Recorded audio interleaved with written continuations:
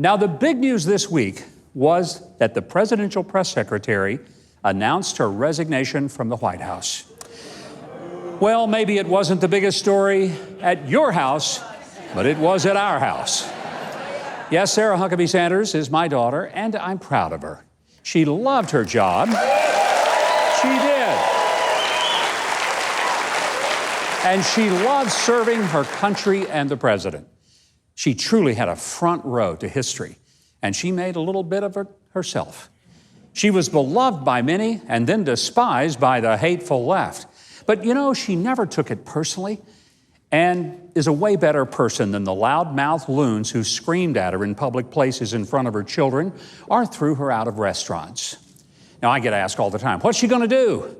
Well, I'm not sure in the long term, but in the short term, she's going to spend a lot more time with her 3 small children and hopefully with her amazing dad as well.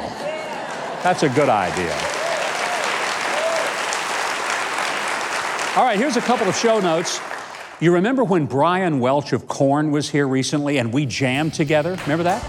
Well, that was so much fun, and he and his daughter were just terrific. That video of us playing together went viral. I think because people who watched were taken with how much we looked alike. They couldn't even tell who was who. Well, as you might have expected, some people's heads exploded over it, with many of his fans angry that he would appear on our show with me. Now, to his everlasting credit, his comment was this, and I quote, "Governor Mike Huckabee and I may disagree or disagree on various social issues, I don't know. I've never talked to him about politics, and I don't follow politics. People can say what they want about me jamming with the Gov, but this man has been nothing but humble and extremely kind to me and my daughter. Thank you, Mike Huckabee. We had a blast."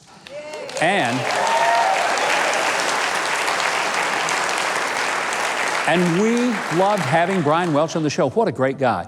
But guess who we found out watches this show?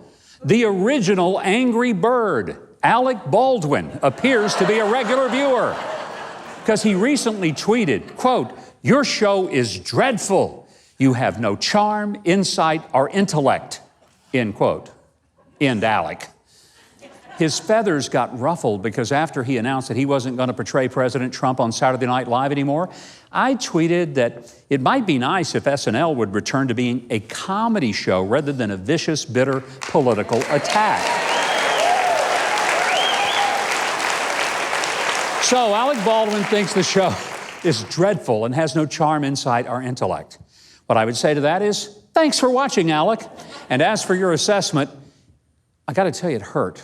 It hurt so much, I had to take half a baby aspirin just to sleep because I was so distraught by the thought that you didn't like this show. All I could do. I want to tell you about a college in America because there's one college in this country that only graduates one person at a time, and only every 4 years. It's the Electoral College. And some people want to close that down. In fact, all 480 of the Democrats who are running for president say they want to get rid of it. But let me be fair, there are some Republicans who support that as well. And you may think that the Electoral College is an archaic and outdated process that needs to be retired along with 8-track tapes and AM transistor radios. Some of you apparently still have your 8 tracks and still probably listen to an AM transistor, but that's another story.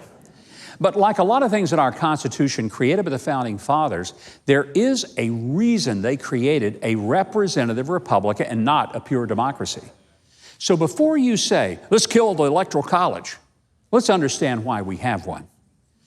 The founders feared a tyranny of the majority, a nation in which some voices were drowned out and drummed out of the entire process. It was the rationale of us having 3 separate but equal branches of government, legislative, executive, and judicial. And that went along with a complicated but brilliant set of checks and balances. And instead of having a president elected strictly by popular vote, they intentionally created the Electoral College, by which a president is actually elected by the electors in each of the states. And it's based on the votes of the people in that state which have specific electoral votes, and that's based on the size of their population and congressional representation. So it is therefore possible that a candidate could receive a larger number of votes and still not be president. Now, several years ago, when I was much younger, and of course, knew everything, I too thought it was time to ditch the Electoral College. But I got older, wiser, and then personally was on the ballot in 2 presidential elections, and I found myself amazed at just how smart those founders were. The most gifted political cartoonist alive today is a friend of mine by the name of Michael Ramirez. He is a 2-time Pulitzer Prize-winning syndicated cartoonist for the Las Vegas Review-Journal and Creator Syndicate. And his brilliant map of what the election would look like without the Electoral College shows that a president would be elected by voters in only about 4 states. Look at your screen. That's what the map would look like without the Electoral College. And most of America would be rendered virtually voiceless and voteless. That means that candidates would never visit most of the states, nor would voters in those states ever see or hear any of the political messages from the candidates or the parties. Now, Democrats whine that Hillary won the popular vote, and you can see the map. But what they fail to tell you is that she primarily won big in 2 mega-liberal, solidly Democrat states, California and New York. Her margin of popular vote was completely in those 2 states. In fact, the actual voting map of the 2016 election shows that President Trump won overwhelmingly in the majority of counties across the U.S., but lost on the fringes of the East and West Coast. Just look at that map. All the red represents the counties voting for Donald Trump. The blue represents those who voted for Hillary. Now, the founders were wise beyond their own understanding. By creating the Electoral College, a person who wishes to be president has to win a combination of states throughout the entire nation. What that does, it forces the candidate to visit many states and personally meet farmers, school teachers, factory workers, construction workers, people who work in offices, as well as unemployed moms and dads. A system that only focuses on just the 4 most populated states, that means presidential candidates would do 2 things and only 2 things. Go to high-dollar donor events and hobnob with the swells who have all the money, and then they would take that money and they would spend it advertising in just those 4 states. Most of America would never see a candidate, would never hear an ad, they'd never see volunteers mobilize in their communities, and you'd pretty much be letting California and New York, and to a lesser degree, Florida and Texas, elect your president. You wouldn't really matter.